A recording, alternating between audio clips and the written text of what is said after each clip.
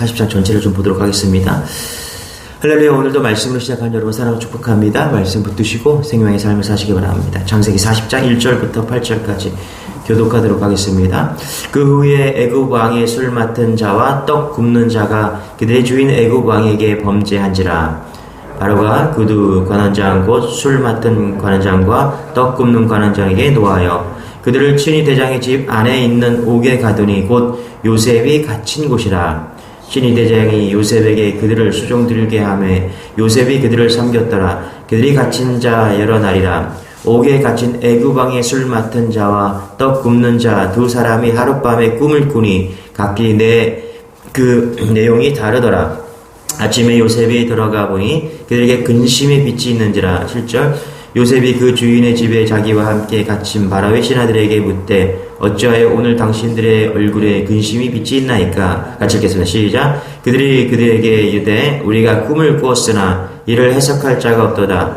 요셉이 그들에게 이르되 해석은 하나님께 있지 아니하니까 정하건대 내게 이르소서. 아멘. 자, 우리 요셉의 고난을 통해서 한 가지 알게 되는 사실이 있습니다. 요셉은 고난 가운데 사람을 원망하지 않았다는 것입니다. 구덩이에 빠졌을 때 형들을 원망하지 않았습니다. 그리고 보디발의 아내를 원망하지 않았어요. 자기를 이제 모함했지만 어디에도 보디발의 아내를 원망하는 그런 이야기는 없습니다. 그리고 술 맡은 관원이 자기를 기억하지 못했지만 그를 원망하지 않았어요. 여러분 요셉을 한번 생각해 봅시다. 요셉이 당하는 고난은 쉬운 게 아니죠. 요셉에게 가장 어려운 건 뭘까? 저는 그런 생각해 봤어요. 심리적으로 요셉이 고난이 왔을 때 우리가 누구나 다 그렇죠. 잊혀진다는 생각을 합니다. 그러니까 지금 버림받은 것, 더 정신적으로 충격이 뭐냐 하면 이제 잊혀지는 처지가 된다는 거예요.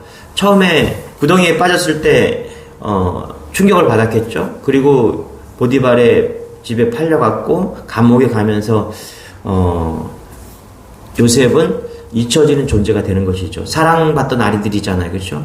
색동 옷을 입고 아버지에게 그렇게 사랑받던 아들이 이제 요셉은 점차적으로 잊혀져 가는 존재가 되어 간다라는 것입니다. 그게 슬픈 일이죠. 그리고 그게 가슴 아픈 일이고 화나는 일입니다.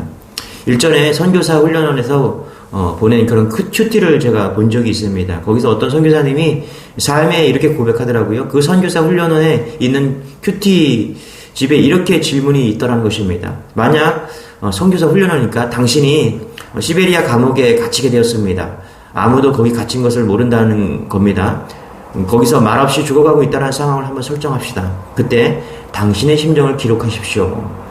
그렇게 많은 선교사 후보생들이 여기서 제일 많이 흔들리고 그리고 거기서 제일 많이 눈물 짓는 모습이었다라는 것입니다. 이유가 뭐냐면 핍박받고 고난 가운데 있는 것도 힘들지만 사람의 기억 속에서 점차 잊혀져 가는 것이 견디기 힘들다, 이런 고백을 했다는 것입니다. 이 요셉이 그런 상황이죠. 충격받았어요. 충분히 억울하고 외롭고 충분히 고통스럽습니다. 그러면 여러분, 요셉은 최악의 상황 속에서 원망할 수가 있죠. 형들을 원망할 수 있고 보디발의 아내를 원망할 수 있고 술 맡은 관원을 원망할 수 있습니다. 그러나 요셉은 그렇게 하지 않고 하나님을 바라보고 있다는 것입니다. 더욱 중요한 것은요, 여러분, 요셉은 하나님을 원망하지 않았다라는 거예요. 우리는요, 고난을 만나면요, 사람을 원망합니다. 그 이유를 찾아서 저 사람 때문에 내가 이런 고난이 왔어, 이렇게 원망을 하죠. 그런데 원망할 사람이 없잖아요? 그러면 하나님을 원망합니다. 하나님 왜 나한테 이런 고난을 줬냐고. 그렇죠? 사람이 없으면 하나님을 원망하는 그런 존재가 우리 인간입니다. 여러분, 요셉이 고난 가운데 하나님과 동행하고 하나님을 바라보았다는 것은요, 여전히 하나님을 원망하지 않고 믿음으로 지금 나아가고 있다는 것입니다. 여러분, 고난 가운데 오늘 요셉의 삶을 통해서 우리가 첫 번째 주는 메시지는 뭐냐 하면 원망하지 말자. 그렇죠? 여러분, 고난 가운데 원망하면요, 정말 망합니다. 정말 어려워요. 외로움과 고통과 모든 것이 원망 가운데 있음을 잊지 마시기 바랍니다. 원망하지 말고 주님을 바라보는 여러분 되시길 바랍니다. 우리 1절부터 3절까지 한번 읽어볼게요. 시작. 그 후에 애굽 왕의 술 맡은 자가 떡 굽는 자가 그들의 주인 애굽 왕에게 범죄한지라. 그러 바로가 그 두 관원장 곧 술 맡은 관원장과 떡 굽는 관원장에게 노하여 그들을 치리 대장의 집 안에 있는 옥에 가두니 곧 요셉이 갇힌 곳이라. 자, 요셉이 감옥에 갇힌 곳은 고난이죠. 감옥이 좋은 사람은 없죠. 정말 힘든 고난입니다. 그러나 우리가 생각할 것이 이겁니다. 뭐냐면 감옥에 갇힌 것은 고난인데 술 맡은 관원, 떡 굽는 자를 만난 것은 기회다. 이렇게 보는 거예요. 여러분, 그래서 하나님을 의지하고 고난이 찾아오면요, 고난만 바라보지 마시고요, 하나님을 보시고 나아가면요, 고난이 기회가 될 수 있다는 사실을 잊지 않는 여러분 되시길 바랍니다. 이전에는 요셉에게 어떤 고난이 있었습니까? 구덩이에 던져지는 고난이 있었죠. 그 보디발의 집에서 모함을 받는 고난이 있었어요. 고난이 계속 연속입니다. 그런데 고난이지만 여러분, 그 고난 가운데 속에서도 하나님은 기회를 주셨다는 사실을 여러분 잊지 마시기 바랍니다. 그래서 성도는요, 고난을 어떻게 해석하느냐에 따라서 인생은 완전히 바뀝니다. 저는 요셉의 고난 가운데 요셉은 기회를 얻었다, 이렇게 보여집니다. 어떤 기회를 얻었습니까? 보세요, 여러분. 가정 총무로 팔려갔잖아요. 그런데 거기서 어떻게 됐어요? 가정 총무가 됩니다. 모든 재산과 모든 것을 관리하는 가정 총무가 됩니다. 그러면 요셉은 그 기회를 받은 거죠. 노예였지만, 비록 노예로 팔려갔지만 가정 총무가 되는 그런 기회를 얻은 거잖아요. 오늘 감옥에 갇혔죠. 감옥에 갇혔는데 누구를 만나요? 술 맡은 자와 떡 굽는 자를 만난 겁니다. 여러분, 이게 기회입니다. 기회.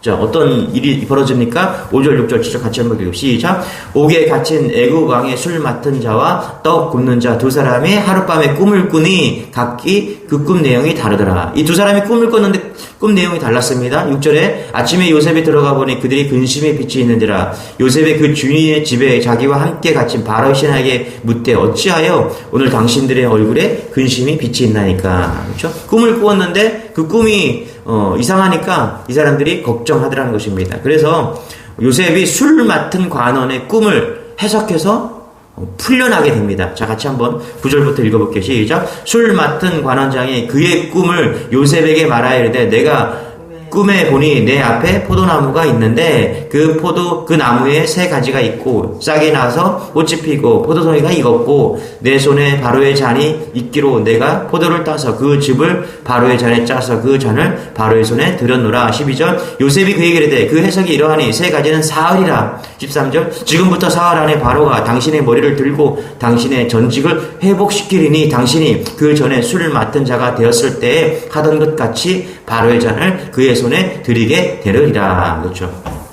술 맡은 관원에게 지금 요셉이 꿈을 해석해 주는 것이죠.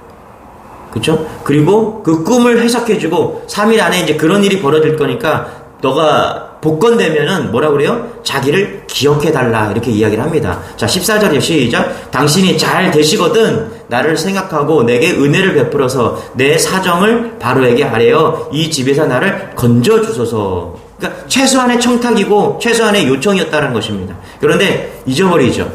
여러분, 이 술 맡은 관원이 어떻게 해요? 잊어버립니다. 기억하지 못해요. 23절 같이 한번 읽어보기. 시작. 술 맡은 관원장이 요셉을 기억하지 못하고 그를 잊었더라. 실제로 요셉의 말처럼 이 술 맡은 관원은 3일 안에 다시 복직이 되고요, 왕 앞에 다시 나가게 되었다는 것입니다. 그랬을 때 요셉이 자기를 기억해달라고, 자기의 억울함을 기억해달라고 이렇게 얘기했지만 술 맡은 관원장은 잊어버리고 마는 것이죠. 여러분, 우리가 이 말씀을 통해서 한 가지 깨닫는 것이 있죠. 그러니까 이게 인간이다. 잊어버린다. 그렇죠? 잊어버리는 존재, 그게 인간이라는 것입니다. 인간은 망각의 존재고요. 자기가 뭐 어찌할 수가 없는 것이죠. 특별히 남의 문제에 대해서는요, 거의 기억하지 못하는 게 인간이라는 것입니다.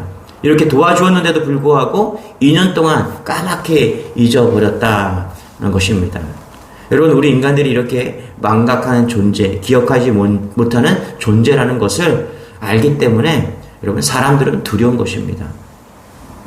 오늘 40장의 메시지는 이런 것 같아요. 가장 중요한 메시지는 사람은 기억하지 못해도 하나님은 기억하신다는 것입니다. 여러분, 우리가 삶 가운데 잊혀진 존재처럼 미약하게 느껴지고요. 외롭게 느껴진 때가 있죠. 많죠. 그렇죠? 그러나 여러분, 사람은 다 우리를 잊어도요, 하나님은 우리를 기억하십니다. 하나님은 우리와 영원히 함께 하십니다. 우리는 한정적이잖아요. 아무리 사랑해도 이제 시간이 되면 떠나게 되시고 헤어지게 돼 있잖아요. 그러나 하나님은 영원히 우리와 함께 하시고 영원히 우리를 기억하신다는 것입니다.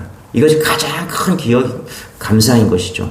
하나님이 요셉을 기억했다라는 그것을 알 수 있는 대목이 뭐냐면, 여러분 41장에 보면요, 바로가 꿈을 꿉니다. 그리고 바로가 그 꿈이 해석하지 못하니까 괴로워하죠. 그래서 잊어버렸던 술 맡은 관원이 다시 요셉을 생각나게 만드는 거예요. 자, 누가 그렇게 하셨어요? 술 맡은 관원이 요셉을 생각했습니까? 아니에요. 하나님이 술 맡은 관원이 요셉을 기억나게 만들게 하기 위해서 바로에게 꿈을 주신 거 아니겠습니까? 하나님이 2년 동안 참으시다가 요셉을 건져주고 싶은데 술 맡은 관원이 기억하지 못하는 거예요. 그래서 어떻게 해요? 바로에게 꿈을 주시고 그 꿈을 통해서 술 맡은 관원이 요셉을 기억하게 만든 것입니다. 누가 요셉을 기억하고 있습니까? 하나님이 요셉을 기억하고 계신 것입니다. 그래서 여러분, 오늘 우리는 이렇게 결론을 내릴 수 있죠. 우리가 어떤 인생을 살아야 되는가? 사람에게 초점 맞추고 사람에게 기억되는 인생이 아니라 누구에게요? 하나님께 초점 맞추고, 할렐루야, 하나님께서 우리를 영원히 기억하신 그 하나님을 붙들고 오늘도 믿음으로 살아내야 된다는 것입니다. 그것이 믿음이고요, 그것이 우리가 영원히 붙잡아야 될 가치라는 것입니다. 여러분, 오늘도 사람 바라보지 마시고, 사람은 사랑의 대상이죠. 늘 옆에 있는 사람들 많이 사랑하시고요. 누구를 바라봐야 됩니까? 하나님을 바라보시기 바랍니다. 하나님 바라보시고 오늘도 승리한 여러분 되시길 축원합니다. 기도하겠습니다. 하나님 감사합니다. 오늘도 우리에게 생명을 주시고 오늘도 말씀을 주시고 은혜를 주시니 감사합니다. 주님, 오늘도 세상 바라보지 아니하고 주님 바라보고 주님 붙들고 나아가는 그런 하루가 될 수 있도록 은혜를 더하여 주옵소서. 특별히 몸이 불편하고 마음이 어려운 성도들 하나님께서 붙잡아 주시고 그들 가운데 하나님을 바라볼 수 있는 마음을 주셔서 오늘도 일어서고 승리하는 그런 하루 될 수 있도록 역사하여 주옵소서. 감사드리며 예수님의 이름으로 기도드렸나이다. 아멘. 우리 말씀 붙드시고 우리 기도하겠습니다. 주여, 주님